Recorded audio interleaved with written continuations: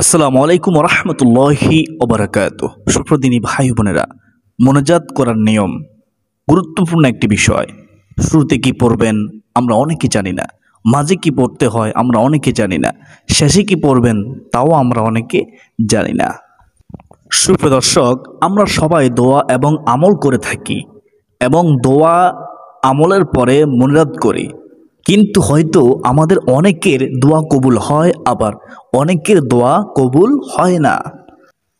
এখন কেন অনেক মানুষের দোয়া কবুল হয় না? এর কারণ হলো আমরা ঠিক মতো মুনাজাত করতে পারি না। এই মুনাজাত করার সঠিক নিয়ম আমরা জানি না। প্রিয় দর্শক, তাই আমি আজকের এই ভিডিওতে মুনাজাত করার নিয়ম, শুরুতে কি পড়বেন এবং শেষে কি পড়বেন এবং কীভাবে দোয়া মুনাজাত করবেন তা আপনাদেরকে জানাবো ইনশাআল্লাহ।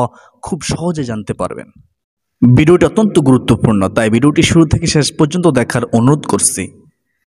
তাহলে চলুন মূল ভিডিও শুরু করা যাক। প্রিয় দর্শক, আল্লাহ তাআলার কাছে যে কোনো সময় মুনাজাত করা যায়।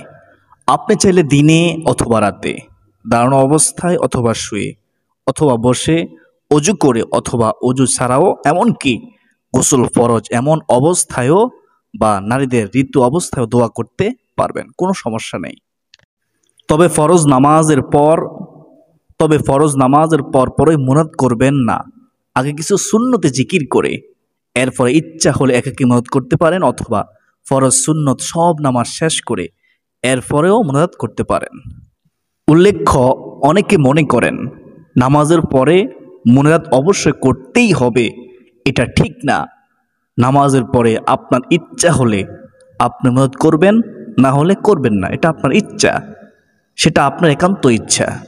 মুনাজাত করা নামাজের অংশ না, তবে মুনাজাত করলে আল্লাহ খুশি হয়। মুনাজাত করলে আল্লাহ তাআলা আপনার প্রতি সন্তুষ্ট হয়। নামাজের পর মুনাজাত করা উত্তম, তবে না করলে কোনো সমস্যা নেই।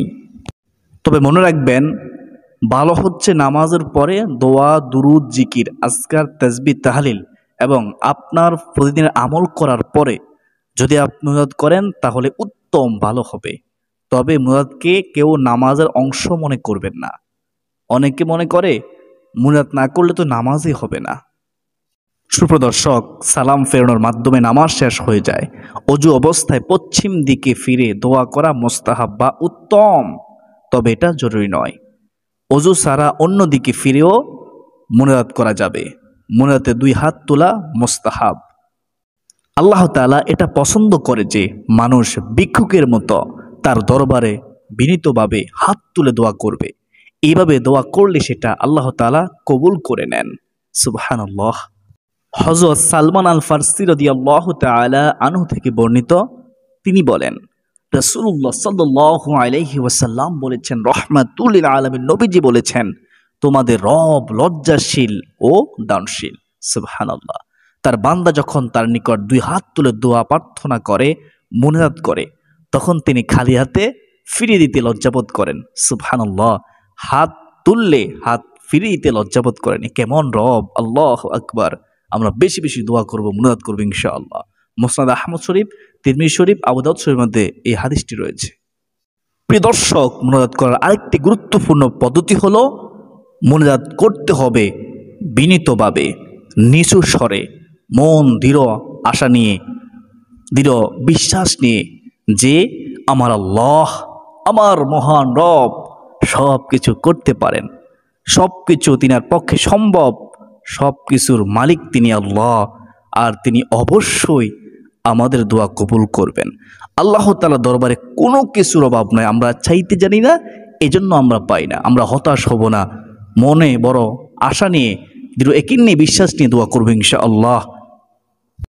সুপ্রিয় দর্শক, আমি তো পাপী, আল্লাহ তাআলা কবুল করে কিনা এরকম সন্দেহ থাকলে, বা আল্লাহ কবুল করবেন না, আমাকে ক্ষমা করবেন না, আল্লাহ সম্পর্কে এমন খারাপ ধারণা নিয়ে দোয়া করলে মনে রাখবেন, মহান আল্লাহ রাব্বুল আলামিন সেই দোয়া কবুল করেন না।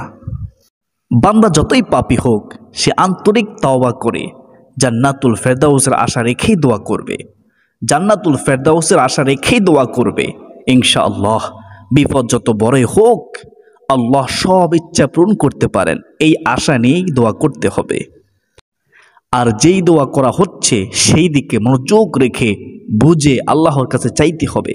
উদাসীন হয়ে অন্তর থেকে না আছে শুধু মুখে মুখে উচ্চারণ করে গেলে বা আন্তরিক দোয়া না করে দেখানো দোয়া করলে আল্লাহ সেই দোয়া কবুল করেন না। মনে রাখবেন, এই ভুলটি কখনোই করবেন না। কান্নাকাটি করে চোখের পানি ছেড়ে দিয়ে বিনীতভাবে দোয়া করলে আল্লাহ অত্যন্ত খুশি হন এবং বান্দার এ দোয়া আল্লাহ তাআলা খুব তাড়াতাড়ি কবুল করবেন, কোনো সন্দেহ নেই। মুনাজাত করার আরেকটি গুরুত্বপূর্ণ পদ্ধতি হলো মুনাজাতের প্রথমে আল্লাহ তাআলার প্রশংসা দিয়ে শুরু করতে হবে। মুনাজাতের প্রথমে কি করতে হবে? আল্লাহ তাআলার প্রশংসা দিয়ে, গুণকীর্তন দিয়ে শুরু করতে হবে। এ বলে প্রশংসা করা যেতে পারে যে আত্তাহিয়াতু লিল্লাহি ওয়াসসালাওয়াতু ওয়াত-তাইয়্যিবাতু, যার অর্থ হলো সমস্ত অভিবাদন, সমস্ত প্রশংসা, সকল সালাত ও পবিত্র কাজ একমাত্র আল্লাহর জন্য।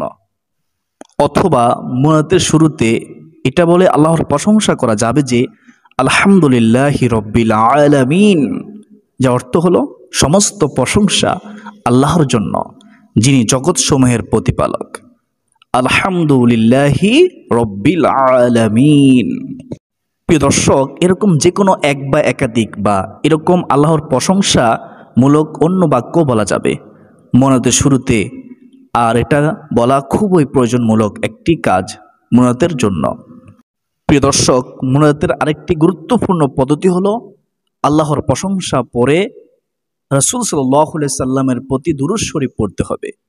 মহাব্বত রেখে, দৃঢ় বিশ্বাস রেখে ছোট বড় যে কোনো দুরূদ পড়া যাবে, আপনার যেটা ভালো লাগে। সুপ্রিয় দর্শক, সর্বোত্তম দুরূদ হচ্ছে দুরূদ ইব্রাহিম, যেটা আমরা নামাজে পড়ি। এটা না পড়লে ছোট অন্য দুরূদও পড়া যাবে, যেমন আল্লাহুম্মা সাল্লি ওয়া সাল্লিম আলা নাবিয়্যিনা মুহাম্মদ, যার অর্থ হলো হে আল্লাহ, আপনি আমাদের নবী মুহাম্মদ সাল্লাল্লাহু আলাইহি ওয়াসাল্লামের উপর সালাত ও সালাম বর্ষণ করুন, আল্লাহুম্মা আমিন। প্রিয় দর্শক, একদিন রাসূল সাল্লাল্লাহু আলাইহি ওয়াসাল্লাম দেখলেন এক ব্যক্তি দোয়া করছে, কিন্তু সে দোয়াতে আল্লাহ তাআলার প্রশংসা ও রাসূলের প্রতি দুরূদ পাঠ করেনি। রাসূল সাল্লাল্লাহু আলাইহি ওয়াসাল্লাম তাকে লক্ষ্য করে বললেন, সে তাড়াহুড়ো করেছে দোয়ার মধ্যে। অতঃপর সে আবার প্রার্থনা করলো, আবার দোয়া করলো। সুপ্রিয় দর্শক, রাসূল সাল্লাল্লাহু আলাইহি ওয়াসাল্লাম তাকে অথবা অন্যকে বললেন, কি বললেন শুনবেন মনোযোগ দিয়ে, যখন তোমাদের কেউ দোয়া করে তখন সে যেন প্রথমে আল্লাহ তাআলার প্রশংসা ও তার গুণাগুণ দিয়ে দোয়া শুরু করে, অতঃপর রাসূলের প্রতি দুরূদ পাঠ করে, এরপর তার যা ইচ্ছা আল্লাহর কাছে প্রার্থনা করে। আবু দাউদ শরীফ সহিহ হাদিসটি আপনারা শুনেছেন। সুপ্রতিনি ভাই বোনেরা, মুনাজাতের আরেকটি পদ্ধতি হলো নিজের পছন্দ মতো নিজের জন্য বা অন্যের জন্য দোয়া বা আখিরাতের যে কোনো কল্যাণের জন্য দোয়া করতে হবে।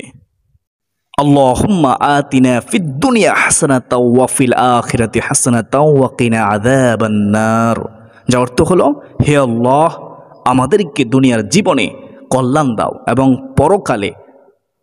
পরকালেও কল্যাণ দান করো, আর আমাদেরকে জাহান্নামের আযাব থেকে বাঁচাও, আল্লাহুম্মা আমিন। প্রিয় দর্শক, এই দোয়াটির ক্ষেত্রে মনে রাখবেন বিশেষ দ্রষ্টব্য, আল্লাহুম্মা আতিনা অথবা রব্বানা আতিনা এই দুইভাবেই পড়া যায়। সহিহ মুসলিমের অন্য হাদিসে আছে, আনাস রাদিয়াল্লাহু তাআলা আনহু যখন একটি দোয়া করার ইচ্ছা করতেন তখন এই দোয়া করতেন, আবার যখন বিভিন্ন দোয়া করার ইচ্ছা করতেন তখন তার মাঝেও এই দোয়াটি পাঠ করতেন।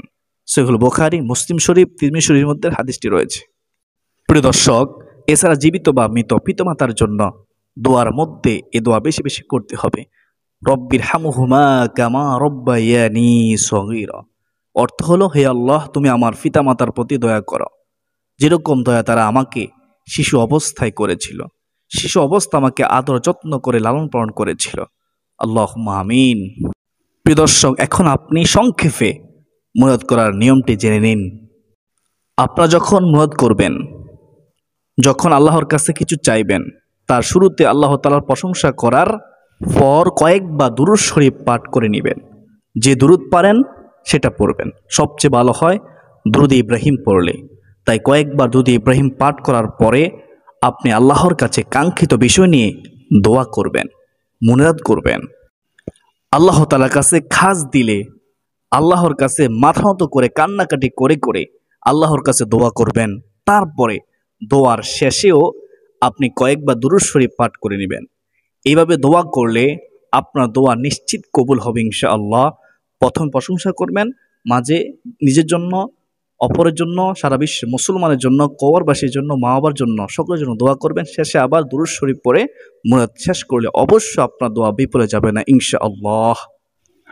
আর হ্যাঁ, একটা কথা মনে রাখবেন, আপনি দোয়া করে কোনো তাড়াহুড়া করবেন না, নিরাশ হবেন না, হতাশ হবেন না যে কেন আপনার দোয়া কবুল হচ্ছে না। এরকম কোনো তাড়াহুড়ো করা যাবে না, এরকম কোনো তাড়াহুড়ো করবেন না। আপনি যেহেতু আল্লাহর কাছে দোয়া করেছেন, আপনার দোয়া কোনো না কোনোভাবে আল্লাহ তাআলা কবুল করবেন, এতে কোনো সন্দেহ নেই। একটু ধৈর্য ধরতে হবে, কারণ আল্লাহ রাব্বুল আলামিন অত্যন্ত দয়ালু। তিনি কাউকে খালি হাতে ফিরিয়ে দেয় না, বরং সে আল্লাহ তাআলা রাগ করেন যে ব্যক্তি আল্লাহ তাআলার কাছে কোনো জিনিস চায় না, দোয়া করে না। মহান আল্লাহ রাব্বুল আলামিন অত্যন্ত দয়ালু, ক্ষমাশীল। তিনি দোয়া করাকে পছন্দ করেন। কোনো বান্দা যখন আল্লাহ তাআলার কাছে দোয়া করে, তখন আল্লাহ তাআলা খালি হাতে ফিরিয়ে দেয় না। আল্লাহ তাআলার দরবারে কোনো জিনিসের অভাব নাই। শুধু আমাদেরকে ধৈর্য ধরতে হবে, হতাশ না হয়ে পাঁচ ওয়াক্ত নামাজের পাশাপাশি বিভিন্ন নেক আমল করার পাশাপাশি বেশি বেশি দোয়া করতে হবে। আমি আশা করি যেহেতু আজকের ভিডিওটি অনেক গুরুত্বপূর্ণ ছিল, তাই ভিডিওটি শেয়ার করে সবাইকে শেখার সুযোগ করে দেবেন ইনশাআল্লাহ। আর যারা ভিডিওটি শেষ পর্যন্ত দেখেছেন তারা কমেন্টে আলহামদুলিল্লাহ লিখে আল্লাহর শুকর আদায় করুন। আজকের দিনের পর্যন্তই সকলে সুস্বাস্থ্য কামনা করে বিদায় নিচ্ছি। ওয়া মা আলাইনা ইল্লাল বালাগ। আসসালামু আলাইকুম ওয়া রাহমাতুল্লাহি ওয়া বারাকাতুহু।